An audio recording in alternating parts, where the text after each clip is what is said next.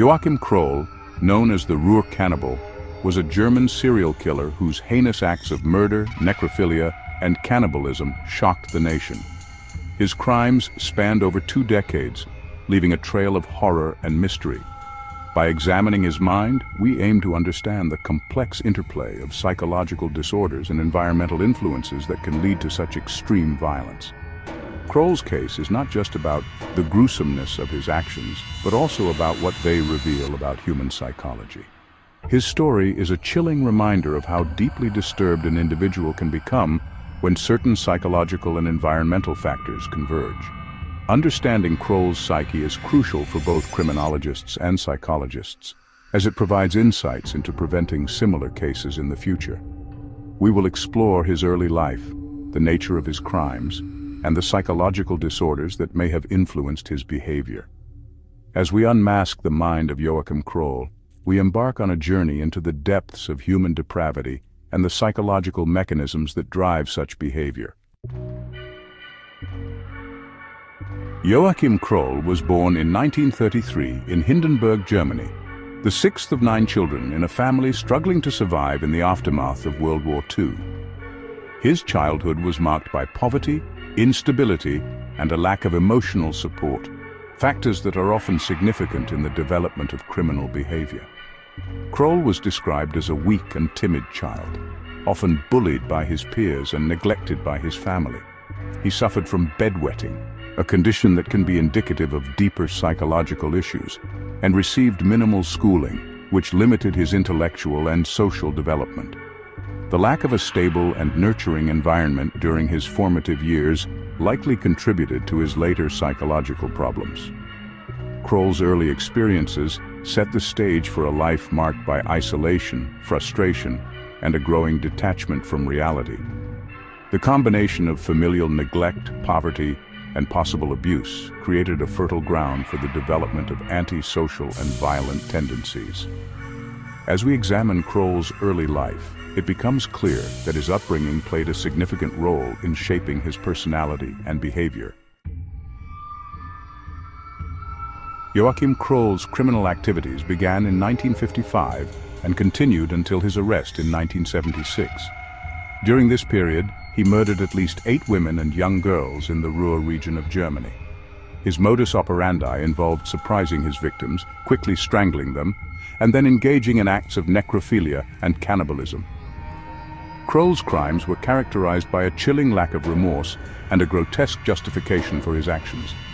He claimed that he ate his victims to save on grocery bills, a statement that underscores his distorted sense of reality and the depth of his psychological disturbance. Kroll's method of operation was both methodical and opportunistic. He would often stalk his victims, choosing those who appeared vulnerable and easy to overpower. The element of surprise was crucial to his strategy, allowing him to quickly subdue his victims and carry out his gruesome acts without attracting attention. The acts of necrophilia and cannibalism committed by Kroll add another layer of horror to his crimes. Kroll's crimes left a lasting impact on the communities he terrorized, instilling fear and uncertainty among residents. One of the key psychological themes in Joachim Kroll's profile is the presence of borderline personality disorder, or BPD. Individuals with BPD often struggle with emotional instability, impulsivity, and a fear of abandonment, traits that were evident in Kroll's behavior. His erratic and violent actions can be seen as manifestations of these underlying psychological issues. Kroll exhibited several symptoms commonly associated with BPD, including difficulty in maintaining stable relationships and a pervasive sense of emptiness. These traits often lead to a desperate search for fulfillment and validation, which in Kroll's case took the form of violent and deviant behavior. His fear of abandonment and rejection may have driven him to seek control over his victims, viewing them as objects to be dominated rather than individuals with their own autonomy.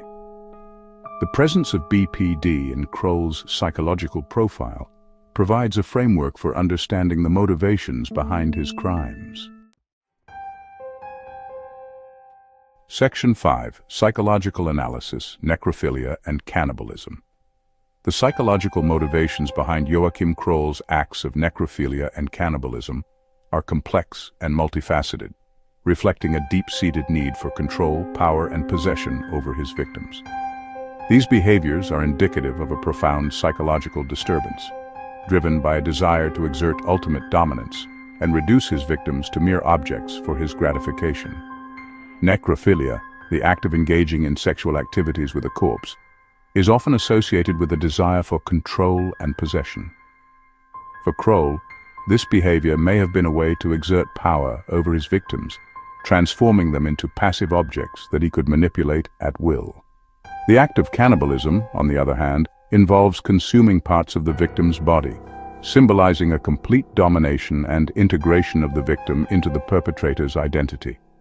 This behavior reflects a need for ultimate control and possession, reducing the victim to a mere extension of the perpetrator's self.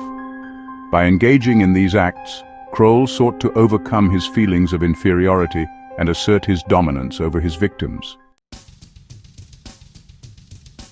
Section 6. Psychological analysis, childhood trauma, and lack of empathy. Joachim Kroll's psychological profile is deeply influenced by his childhood experiences, marked by trauma, neglect, and a lack of empathy. These factors played a significant role in shaping his personality and behavior, contributing to his descent into criminality. Childhood trauma, particularly when combined with a lack of emotional support and stability, can lead to deep-seated psychological issues that manifest in violent and antisocial behavior later in life.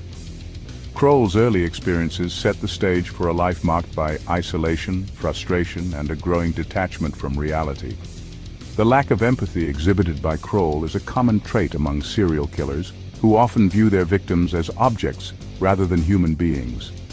Kroll's low IQ of 76 and potential brain abnormalities may have contributed to his inability to understand or care about the suffering of his victims. By reducing his victims to mere objects, Kroll was able to detach himself from the emotional consequences of his actions, allowing him to commit acts of violence without remorse. Section 7. Trial and sentencing. Joachim Kroll's trial and sentencing marked the culmination of a long and horrific series of crimes that had terrorized the Ruhr region for over 2 decades. In 1982, Kroll was convicted on 8 counts of murder and 1 attempted murder, receiving a life sentence for his heinous acts. The trial revealed the extent of Kroll's depravity, with testimonies and evidence painting a chilling picture of his crimes. Despite his conviction, Kroll confessed to at least 14 murders, indicating that the true extent of his crimes may never be fully known. Kroll's sentencing to life imprisonment was a reflection of the severity of his crimes and the need to protect society from further harm. His incarceration provided a measure of justice for the victims and their families, while also serving as a deterrent for potential offenders. Section 8. Public fascination and legacy. Joachim Kroll's gruesome acts and the macabre nickname of the Ruhr cannibal have cemented his place in the annals of criminal history. The public's fascination with serial killers like Kroll often stems from a morbid curiosity about the darkest aspects of human nature. His case continues to be studied by psychologists and criminologists seeking to understand the complex interplay of factors that drive individuals to commit such atrocities. The legacy of Kroll's crimes extends beyond the immediate impact on his victims and their families, prompting broader discussions about mental health, empathy, and societal responsibility. The media coverage of Kroll's crimes and trial played a significant role in shaping public perception and fueling fascination with his case. Kroll's legacy also highlights the importance of understanding the factors that contribute to extreme violence and the need for effective prevention and intervention strategies. Section 9. Conclusion. Lessons learned. Joachim Kroll's life and crimes offer a chilling glimpse into the mind of a serial killer, providing valuable insights into the psychological mechanisms that drive such behavior.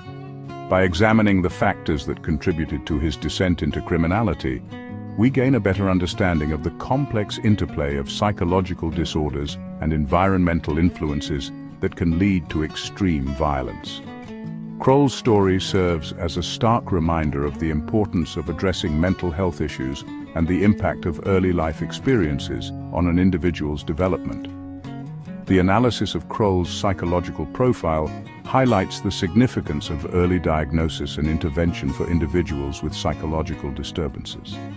By addressing these issues at their root, we can reduce the risk of similar cases in the future and prevent the devastating consequences of untreated mental health problems.